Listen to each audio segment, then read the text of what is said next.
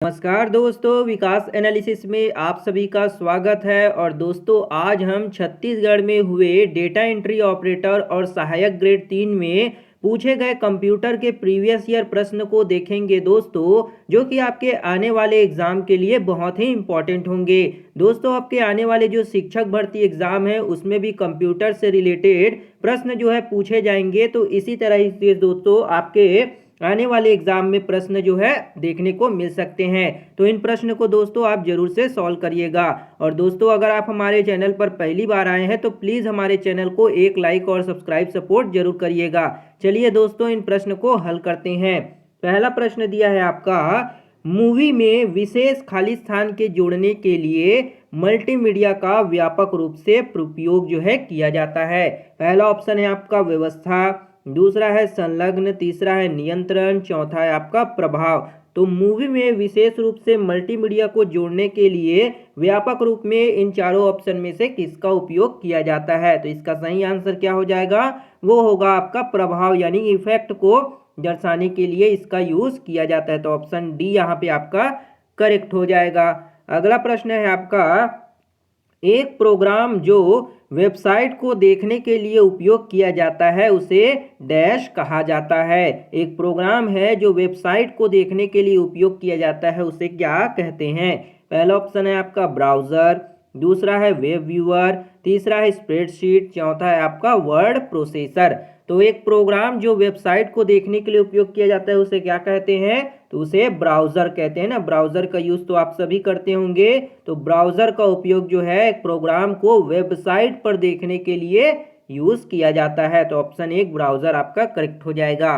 अगला प्रश्न है, डैश का उपयोग एमएस ऑफिस में काम करने के लिए नहीं किया जा सकता है ना। कौन सा जो चीज़ है उनका उपयोग जो है एमएस ऑफिस में काम करने के लिए नहीं करते?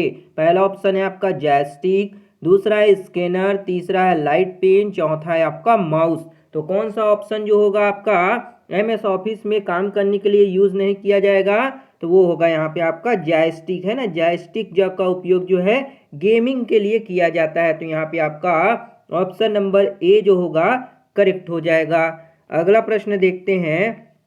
अगला प्रश्न है आपका, निम्नलिखित में से कौन रियल टाइम ऑपरेटिंग सिस्टम का एक उदाहरण है ना। कौन सा जो है आपका रियल टाइम ऑपरेटिंग सिस्टम का उदाहरण है उसको आपको बताना है।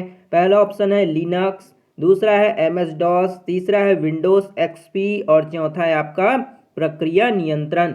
तो कौन सा जो होगा आपका रियल टाइम ऑपरेटिंग सिस्टम का एग्जाम्पल हो जाएगा?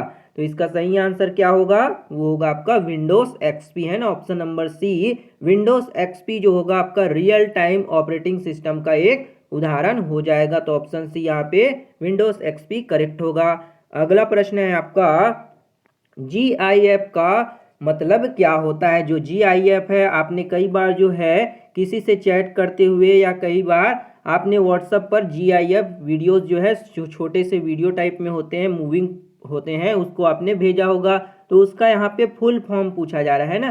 तो पहला ऑप्शन है आपका ग्राफिक इंटरकनेक्शन फाइल, दूसरा है ग्राफिकल इंटरफेस प्रारूप, तीसरा है आपका ग्राफिक सूचना प्रारूप और चौथा है आपका ग्राफिक इंटरचेंज प्रारूप। तो इसका सही आंसर क्या हो जाएगा? जीआईएफ का फुल फॉर्म क्या हो जाएगा?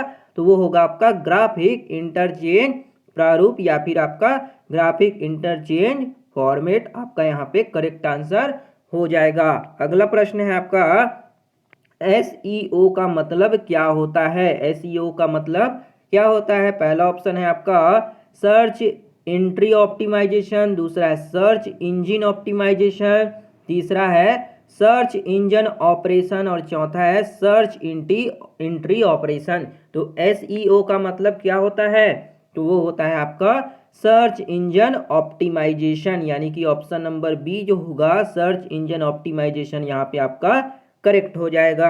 अगला प्रश्न है आपका, निम्नलिखित में कौन एकल उपयोगकर्ता ऑपरेटिंग सिस्टम है ना। कौन सा जो है आपका एकल उपयोगकर्ता ऑपरेटिंग सिस्टम हो जाएगा? पहला है आपका मैक, दूसरा है आपका विंडोज, तीसरा है एमएस डॉस और चौथा है इनमें से कोई भी नहीं। तो इनमें से कौन सा जो होगा आपका एकल उपयोगकर्ता यानी कि सिंगल यूजर ऑपरेटिंग सिस्टम हो जाएगा?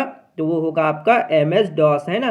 MS-DOS जो होता है आपका सिंगल यूज़र ऑपरेटिंग सिस्टम होता है। इसके अलावा यूनिक्स भी होता है आपका, है ना, यूनिक्स भी जो क्या है आपका सिंगल यूज ऑपरेटिंग सिस्टम होता है। तो इसको भी आप याद रखिएगा, ऑप्शन सी आपका यहाँ पे करेक्ट हो जाएगा। अगला प्रश्न देखते हैं, कौन सी फाइल सामग्री रेडीमेड शैलियां हैं जिनका उपयोग किसी वर्ड दस्तावेज के लिए किया जा सकता है। पहला ऑप्शन है आपका प्रेजेंटेशन, दूसरा है लेटर, तीसरा है मैजिक बैंड और चौथा है टेम्पलेट। तो कौन सी फाइल सामग्री का उपयोग जो है रेडीमेड शैलियों में किया जाता है जिसका उपयोग जो है किसी वर्ड के लिए कर सकते हैं। तो इसका सही आंसर क्या हो जाएगा, वो होगा आपका टेम्पलेट्स, है ना। टेम्पलेट जो होती है आपको रेडीमेड मिले होते हैं, तो उसका उपयोग जो है आप अपने किसी भी डॉक्यूमेंट में कर सकते हैं। तो ऑप्शन नंबर डी यहाँ पे आपका टेम्पलेट करेक्ट हो जाएगा। अगला प्रश्न है, एक कॉम्पैक्ट डिस्क यानी कि सीडी कॉम्पैक्ट डिस्क खाली स्थान प्रकार की डेटा एक्सेस प्रदान करता है। पहला ऑप्शन है अनुक्रमिक, दूसरा है प्रत्यक्ष, तीसरा ऑप्शन है ए और बी दोनों यानी कि अनुक्रमिक भी और प्रत्यक्ष भी, और चौथा है उपरोक्त में से कोई भी नहीं। तो एक जो सीडी होता है वो किस प्रकार की डेटा एक्सेस को प्रदान करता है, इसका सही आंसर क्या होगा, तो वो होगा यहाँ पे आपका अनुक्रमिक और प्रत्यक्ष दोनों, यानी कि ऑप्शन नंबर सी जो होगा यहाँ पे आपका करेक्ट आंसर हो जाएगा। अगला प्रश्न है, कंप्यूटर का मूल लक्ष्य डेटा को खाली स्थान में परिवर्तित करना है। जो कंप्यूटर की प्रक्रिया का मूल लक्ष्य क्या हो जाएगा, डेटा को खाली स्थान में परिवर्तित करना है। तो किस चीज में परिवर्तित करता है डेटा को, पहला ऑप्शन है ग्राफ, दूसरा है सूचना, तीसरा है फाइल, चौथा है आपका टेबल्स। तो कंप्यूटर की जो प्रोसेस है वो मूल लक्ष्य को कि डेटा को किस में परिवर्तित करता है, इसका सही आंसर क्या होगा, तो वो होगा आपका सूचना यानी इंफॉर्मेशन में उसको परिवर्तित करता है ना। Option number B information correct हो जाएगा। अगला प्रश्न है, सीडी और डीवीडी खाली स्थान के उदाहरण है। जो सीडी है आपका और डीवीडी जो है वो किस तरह का उदाहरण है। पहला ऑप्शन है कोडिंग मीडिया, दूसरा है सॉलिड स्टेट स्टोरेज, तीसरा ऑप्शन है जिप ड्राइव का है, चौथा है प्रिंटर का है। तो सीडी और डीवीडी किस तरह के उदाहरण है, तो वो हो जाएंगे आपके सॉलिड स्टेज स्टोरेज, है ना। Option number B solid stage storage जो है सीडी और डीवीडी के उदाहरण है। तो ऑप्शन बी यहाँ पे आपका करेक्ट होगा। अगला प्रश्न देखते हैं, सामान्य प्रयोजन के कंप्यूटर का उपयोग किसके लिए किया जाता है। जो सामान्य प्रयोजन के लिए कंप्यूटर में किसका उपयोग किया जाता है, पहला ऑप्शन है एक छोटा डाटाबेस बनाना, दूसरा है गणना करता है, तीसरा है अकाउंटिंग, चौथा है उपरोक्त सभी। तो एक सामान्य प्रयोजन के कंप्यूटर का उपयोग जो है इन सभी काम को करने के लिए किया जाता है ना। तो ऑप्शन नंबर डी यहाँ पे आपके उपरोक्त सभी करेक्ट हो जाएंगे।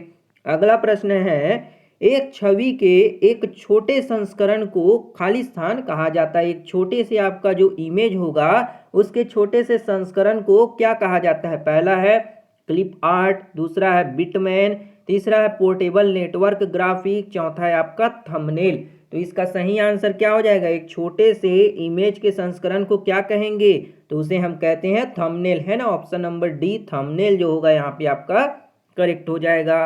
अगला प्रश्न है, सीपीयू को इस रूप में भी जाना जाता है। जो आपका सेंट्रल प्रोसेसिंग यूनिट है उसको किस रूप में जानते हैं, पहला ऑप्शन है मस्तिष्क, दूसरा है प्रोसेसर, तीसरा है सेंट्रल प्रोसेसिंग यूनिट, चौथा है उपरोक्त सभी।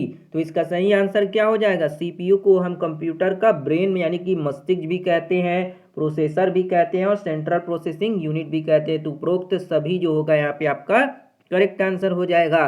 अगला प्रश्न है, कंप्यूटर के भौतिक घटक को क्या कहा जाता है। कंप्यूटर के जो फिजिकल कंपोनेंट है उसको क्या कहते हैं, पहला ऑप्शन है आपका सॉफ्टवेयर, दूसरा है हार्डवेयर, तीसरा है एएलयू, चौथा है आपका सीपीयू।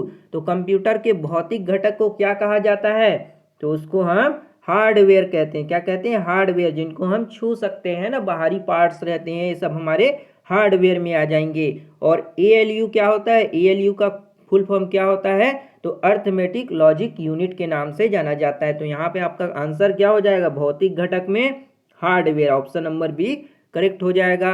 अगला प्रश्न देखते हैं, मैक फ्री डैश का उदाहरण है। जो मैक फ्री है वो किस तरह का उदाहरण है, पहला ऑप्शन है आपका वायरस, दूसरा है क्विक हील, तीसरा है एंटीवायरस, चौथा है आपका फोटो एडिटिंग सॉफ्टवेयर। तो मैकफी किस तरह का उदाहरण हो जाएगा, इसका सही आंसर क्या होगा, तो वो हो जाएगा आपका एक तरह का एंटीवायरस होता है। क्या होता है, मैकफी एक तरफ का एंटीवायरस आपका करेक्ट होगा।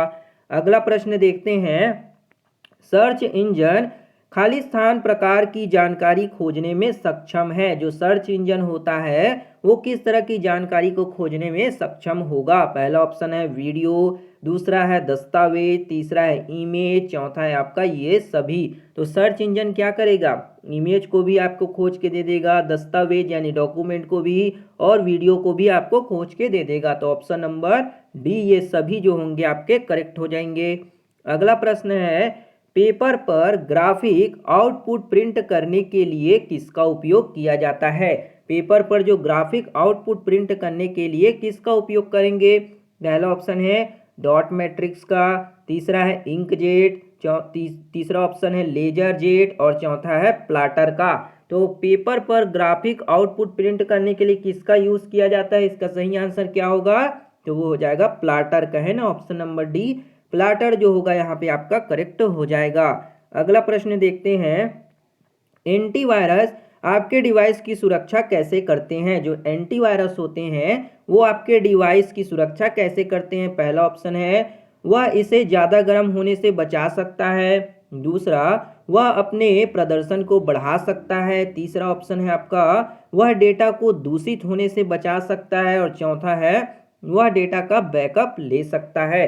तो एंटीवायरस जो है आपके डिवाइस को किस तरह से सुरक्षित करते हैं, तो वो हो जाएगा डेटा को दूषित होने से बचाता है ना, डेटा को क्या होने, उसके जो भी आपके डेटा होता है उसको लीक होने से बचाएगा, उसमें वायरस आने से बचाता है। तो ऑप्शन नंबर सी यहाँ पे आपका करेक्ट हो जाएगा। अगला प्रश्न देखते हैं, खाली स्थान मानक कॉपी और पोस्ट कमांड के साथ काम करता है। पहला ऑप्शन है व्यू टैब, दूसरा है पैराग्राफ डायलॉग बॉक्स, तीसरा है ऑफिस क्लिपबोर्ड, और चौथा है उपरोक्त सभी। तो इसका सही आंसर क्या हो जाएगा, मानक कॉपी और पेस्ट कमांड के साथ काम करता है उसे क्या कहेंगे, तो इसका सही आंसर होगा ऑफिस क्लिपबोर्ड कहते हैं उसे, क्या कहेंगे, ऑफिस क्लिपबोर्ड यहाँ पे आपका करेक्ट आंसर हो जाएगा। अगला प्रश्न है, एक अस्थायी भंडारण के लिए क्या शब्द है जो उपकरणों के बीच डाटा दर और डाटा प्रवाह में अंतर की भरपाई करता है। पहला ऑप्शन है आपका बफर, दूसरा है बस, तीसरा है चैनल, और चौथा है मोडेम। तो एक जो अस्थायी यानी कि आपका टेम्पररी जो स्टोरेज है उसके लिए क्या शब्द होगा जो उपकरणों के बीच डाटा की दर और डाटा प्रवाह के अंतर की भरपाई करता है, उसको क्या कहेंगे, तो उसे क्या कहा जाता है, उसे बफर कहते हैं ना, याद रखिएगा उसे हम बफर कहते हैं। अगला प्रश्न है आपका, निम्नलिखित में कौन सा स्टोरेज मीडिया केवल सीक्वेंशियल एक्सेस प्रदान करता है ना, कौन सा स्टोरेज मीडिया जो होगा केवल सीक्वेंशियल एक्सेस को प्रदान करता है। पहला ऑप्शन है आपका फ्लॉपी डिस्क, दूसरा है मैग्नेटिक डिस्क, तीसरा है मैग्नेटिक टेप, चौथा है ऑप्टिकल डिस्क। तो इसका सही आंसर कौन सा हो जाएगा, कौन सा जो मीडिया होगा केवल सीक्वेंशियल एक्सेस को प्रदान करता है, तो इसका सही आंसर क्या होगा, वो होगा मैग्नेटिक टेप। क्या होगा, मैग्नेटिक टेप यहाँ पे आपका करेक्ट हो जाएगा। अगला प्रश्न है, पहला कंप्यूटर प्रिंटर निम्नलिखित है। जो पहला कंप्यूटर प्रिंटर है वो इन चारों ऑप्शन में से कौन सा हो जाएगा। पहला ऑप्शन है लेजर, दूसरा है इंकजेट, तीसरा है डॉट मैट्रिक्स, चौथा है उपरोक्त में से कोई भी नहीं। तो पहला कंप्यूटर प्रिंटर कौन सा हो जाएगा, तो वो होगा यहाँ पे आपका क्या, इंकजेट प्रिंटर, है ना, ऑप्शन नंबर बी यहाँ पे आपका करेक्ट हो जाएगा। अगला प्रश्न है, अगला प्रश्न देखते हैं, किस प्रकार का सॉफ्टवेयर उपयोगकर्ता के लिए प्रोग्राम को अनुकूलित करने के लिए डिजाइन किया गया है। कौन से किस प्रकार का सॉफ्टवेयर है जो उपयोगकर्ता के लिए प्रोग्राम को अनुकूलित करने के लिए क्या किया गया है, डिजाइन किया गया है, बनाया गया है। पहला ऑप्शन है आपका फ्रीवेयर, दूसरा है ओपन सोर्स सॉफ्टवेयर, तीसरा है शेयरवेयर, चौथा है मैक्रोज। तो किस प्रकार के जो सॉफ्टवेयर है यूजर के लिए प्रोग्राम को अनुकूलित करने के लिए डिजाइन किया गया है, तो इसका सही आंसर क्या हो जाएगा, वो होगा यहाँ पे आपका फ्रीवेयर। क्या होगा, फ्रीवेयर, याद रखिएगा, बहुत ही इंपॉर्टेंट प्रश्न है।